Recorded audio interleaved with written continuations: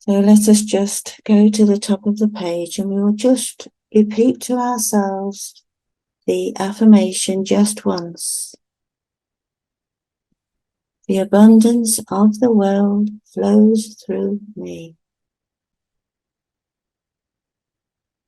We'll just have a few moments of quiet, just taking in this message of generosity, of abundance, and knowing that the universe, the universal flow of good flows through us, and we share it with wisdom.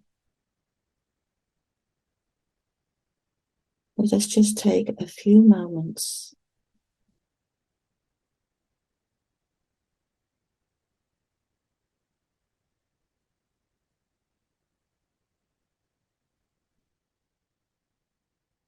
Thank you, Karen. Thank you.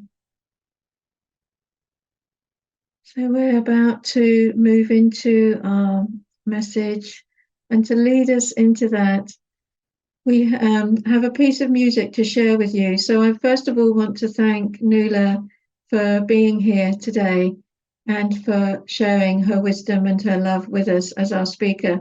Nuala is our leader from Unity in Derbyshire, Chesterfield, has been in Unity, well, we won't name the number of years, but a long time, and has lots of experience and lots of love and laughter and wisdom to share with us. So I know you will bless us shortly with our talk for today. And I will ask you to, you'll be able to unmute in a moment, Nuala. But before we move into that, Nuala found a track of music, which is called The Garden and was sung for Myrtle Fillmore, and it must be over 100 years old, this recording. So bear with us because the sound quality is not perfect, and also bear with us because I think, Nuala, you did send me the words, but I forgot to give them to Paul, so we haven't got those to share. But I know that for Myrtle Fillmore, she particularly loved roses, and there were grounds at our Unity Village World Quarters that she used to go to and really enjoyed and appreciated the energy there and brought the prayer energy there as well. So this song is sung in thanksgiving for Myrtle Fillmore, and then after this, Nuala will be blessing us with her talk. So thank you for sharing this, Paul.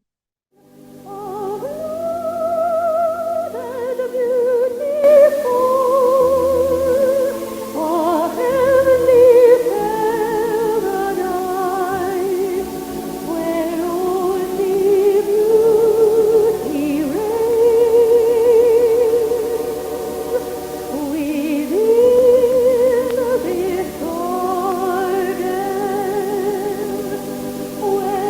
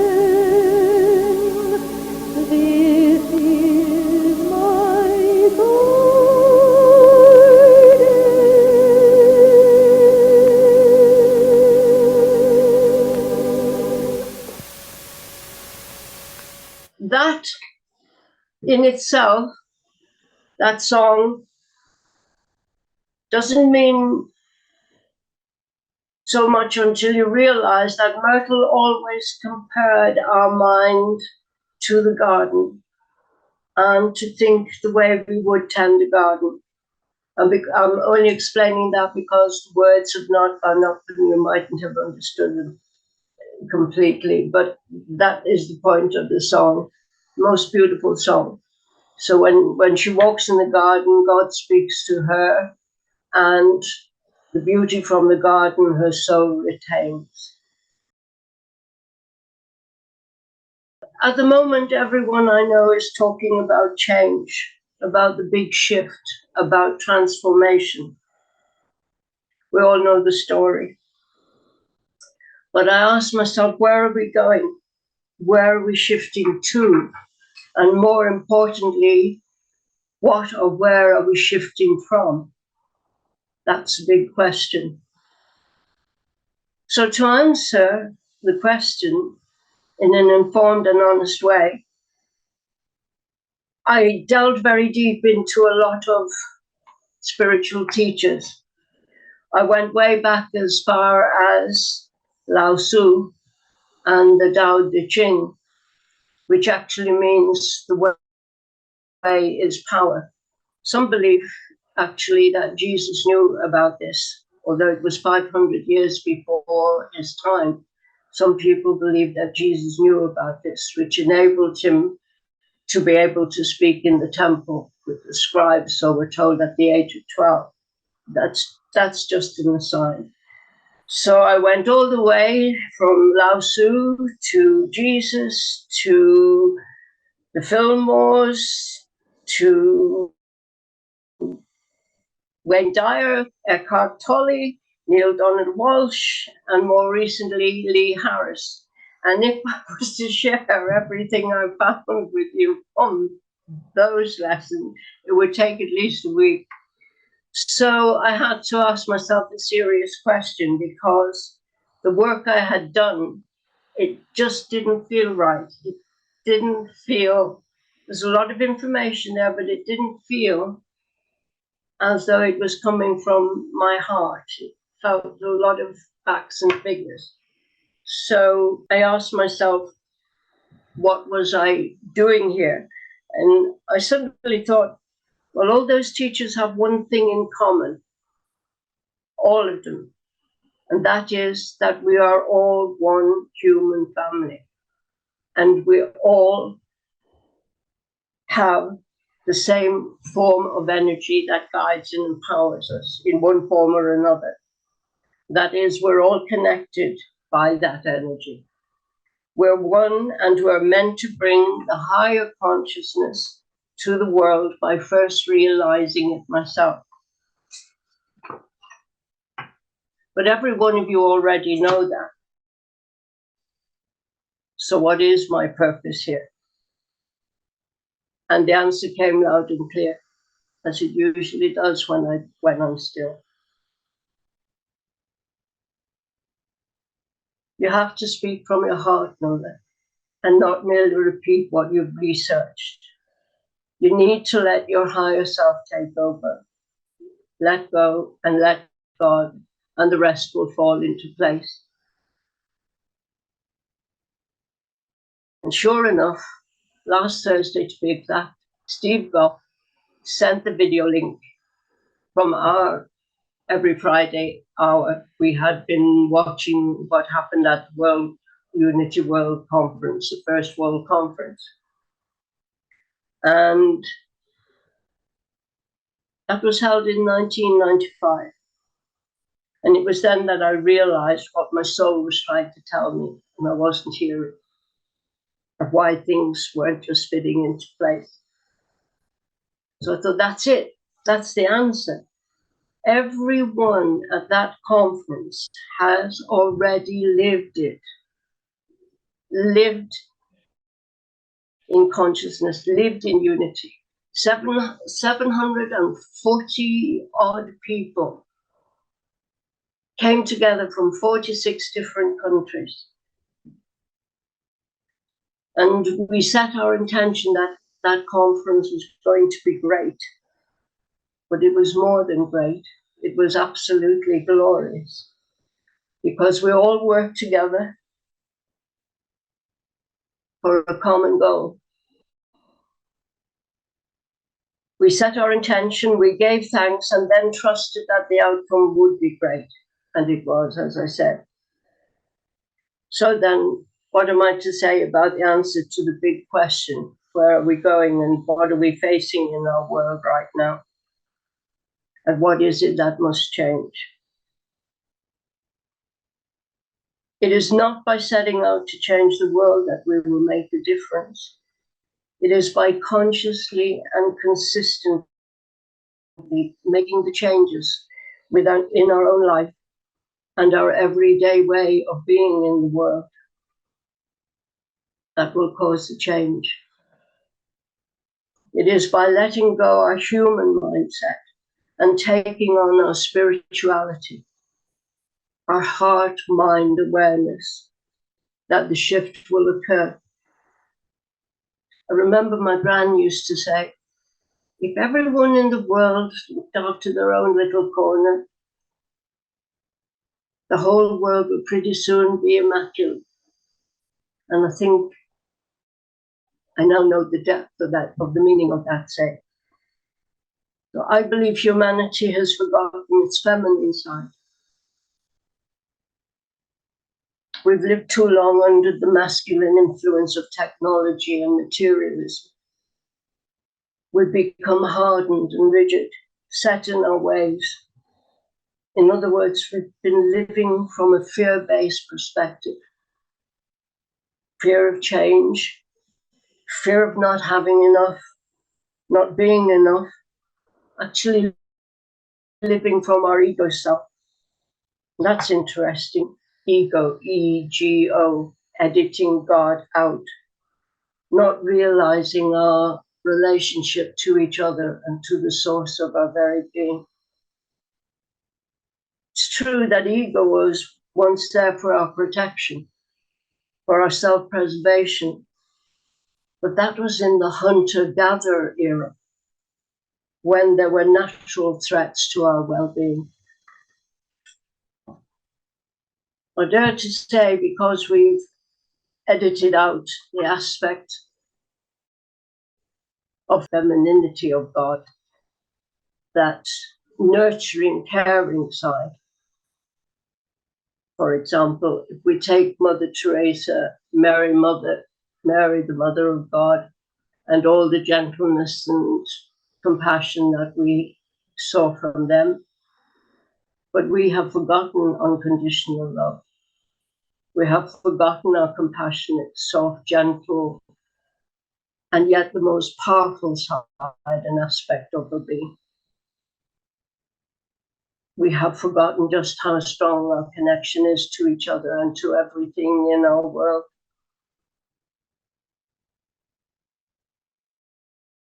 So then, how will this critical shift occur? I believe we are in mid-air in our quantum leap from living humanly to living our higher self. We're taking a giant step in conscious awareness of just who we truly are. We are powerful, empowered individualizations of the one source of all things.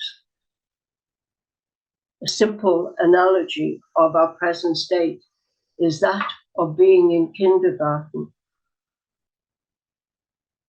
and then being propelled in one great energetic shift of consciousness, conscious awareness onto our high school. That I believe is a critical mass stage. But we as individuals have to make the conscious decision to go or to stay in fear, or to go on and live our true selves, our God-given self. We cannot leave it to fate. That's an interesting word, fate, as Neil Donald Walsh once said, fate, F-A-T-E, from all thoughts everywhere, from all thoughts everywhere. So in summary then, we are letting go of our ego-centered masculine self and shifting to our higher soul-centered mind-heart self. But it isn't a takeover bit. This is a merger, a harmonizing of our masculine-feminine duality. I believe it was once said that a true human has 50% masculine and 50% feminine characteristics, a true human person. And so I said at the beginning and in the introduction, there were some tools. And this is what I offer. My toolbox to living today has at least 10 important factors. First one being gratitude. Try to find 2 things to be grateful for each day. Second, awareness of your true self. Remind yourself often of your divine identity. 3, if in conflict with anyone or anything, find a common ground. Find a blessing, or at least acknowledge that there is one. 4, recognize and accept your own power. Take responsibility for it. Live it daily. 5, live your good intentions. So often we intend to do good things or say good things to the person or people that we meet, and we just let them go by. We let the opportunity go by. So act upon them instantly and consistently. 6, find time each day to be still, to bring peace into your space so that you can bring it forth with you into the world, wherever you go, wherever you go. 7, be in the world but not of it. Again, you might say, well, what does that mean? My simple example is, when you feel in your heart that something is right for you and others try to dissuade you that it is not, you are in spirit. It's coming from your heart. You are in spirit. They are in the world. So follow what's resonating with you. 8, keep your intentions high for everyone and everything. 9, take from life that which resonates with you, with your soul self, no matter its source, whether that be a book, a creed, a teacher, a speaker, or even life itself. Take only what resonates with you. And 10, every thought does matter. Literally, it matters. When spoken or acted upon, thought becomes matter, and it seeks after its kind. And as my friend Mike Dooley says, thoughts become things. Choose the good ones. And so it is. Now we're going into a short meditation,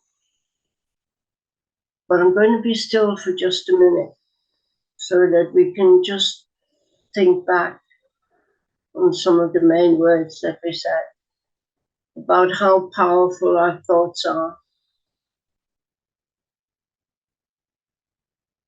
how they become energy, and which ones we would choose.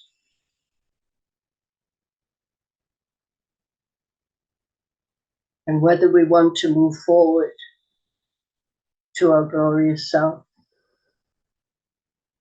or stay in fear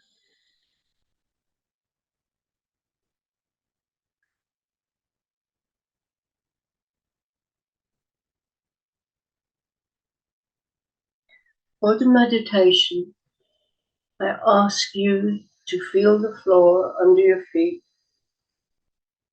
and feel your seat supporting your whole body.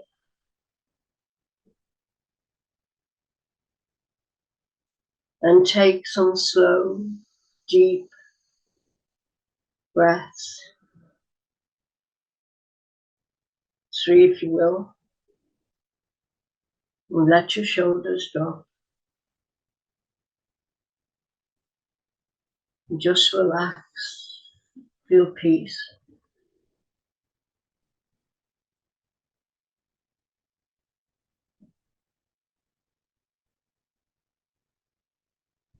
Imagine yourself surrounded in a bright gold white egg, a gold white shell that reaches even as far as your arms stretch, way below your feet, way above your head, shell of protection.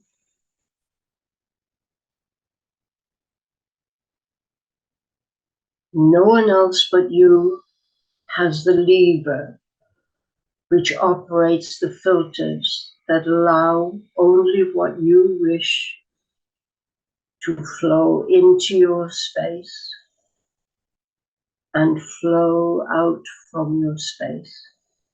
No one else can use that lever but you. It is your special, precious, safe place, always.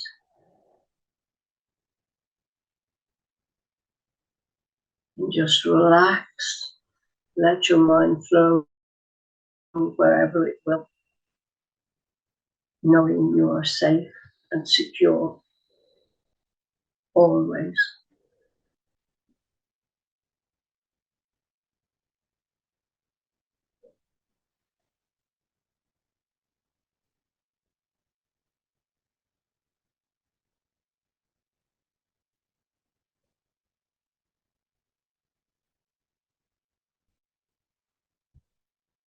Now we have received, not in spirit, the spirit of the world, but the spirit that is from God, so that we may understand the gifts bestowed on us by God.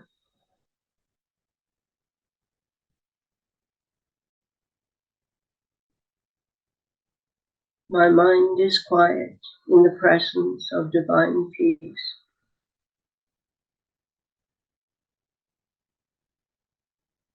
Let no thoughts disturb me, for God is peace in my mind.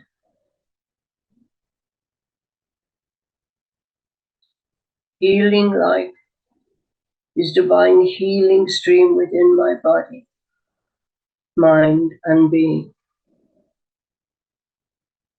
Order. I am in concert with divine order, trusting my way into all that comes next. I am in concert with divine order, trusting my way into all that comes next.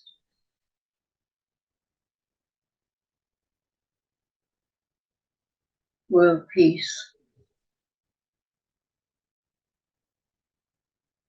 Let there be peace on earth, and let it begin with me.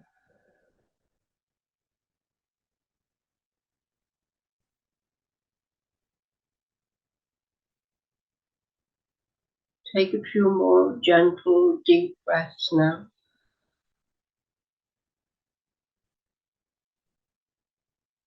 And when you are ready,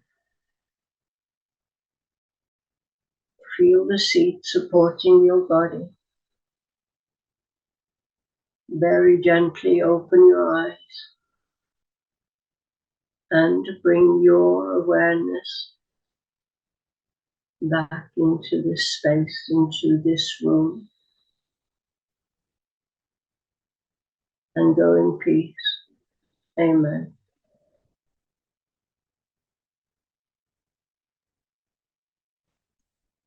So as your powerful message reminded us, we are being called higher to evolve out of that fear of being alone and isolated and defending ourselves, to connecting and shining our light and evolving and letting that energy of God evolve us together as one humanity on one planet, this earth system that we abide within. Thank you.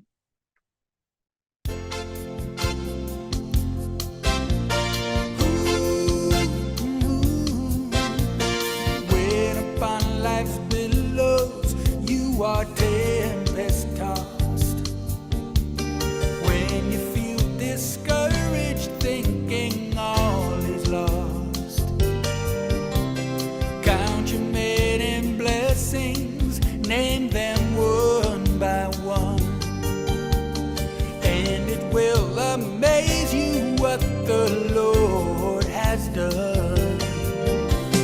Count your blessings and name them one by one. Count your blessings and see what God has done. Count your blessings, name them one by one. Count your many blessings and see what God has done. Thank you, Paul. So let me tell you first off that you are a blessing just by showing up and taking part as you do with all that we offer in Unity, whether it's today at the service or any of our prayer and meditation meetings. It's a joy to share this time with you. Thank you for being a blessing in all the ways that you are. So we close, as we always do, with our peace song, the music played by Gregory and the words on the screen.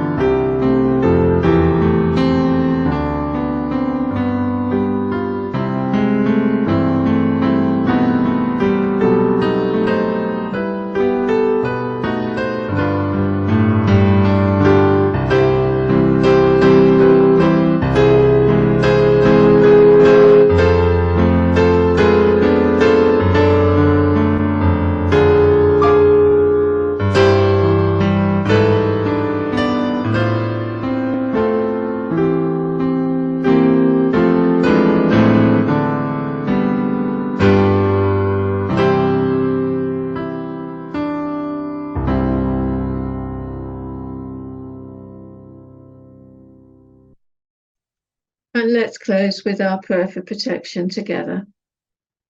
The light of God surrounds us. The love of God enfolds us. The power of God protects us. The presence of God watches over us.